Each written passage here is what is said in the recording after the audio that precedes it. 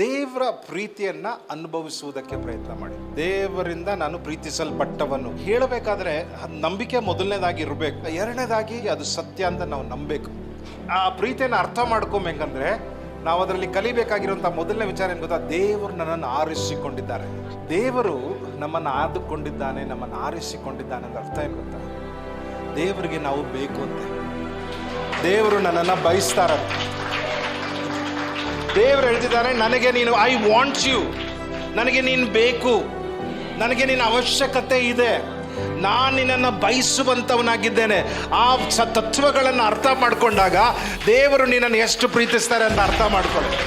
ಈ ಒಂದು ವಿಚಾರ ನೀನು ಅರ್ಥ ಮಾಡಿಕೊಂಡಾಗ ನಿನ್ನಲ್ಲಿರುವಂತಹ ಒಂಟಿತನ, ಡಿಪ್ರೆಷನ್ನು, ಆಮೇಲೆ ನಿನಗೆ ಒಂಥರ ಲೋ ಸೆಲ್ಫ್ ಎಸ್ಟೀಮು, ನಾನು ಕೇಳು, ನಾನು ಸರಿ ಇಲ್ಲ, ಆ ಭಾವನೆಗಳೆಲ್ಲ ಓಡೋಗ್ಬಿಡುತ್ತೆ. ಈ ವಾಕ್ಯ ಏನು ಹೇಳ್ತಿದೆ ಗೊತ್ತಾ? ನಿನಗೆ ಯಾರು ನಿನ್ನನ್ನು ಸ್ವೀಕರಿಸದೇ ಇರ್ಬೋದು, ಯಾರಿಗೂ ನೀನು ಬೇಡದೇವನಾಗಿರ್ಬೋದು, ನಾನು ನಿನ್ನನ್ನು ಪ್ರೀತಿಸಿ ಆಯ್ಕೆ ಮಾಡಿದ್ದೇನೆ.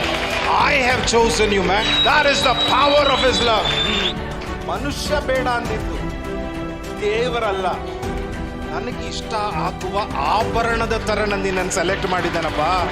I chosen you like my favourite jewel. ದೇವರಿಗೆ ನೀನು ಪ್ರೆಷಸ್, ದೇವರಿಗೆ ನೀನು ಬಹಳ ವಿಶೇಷವಾದವಳು.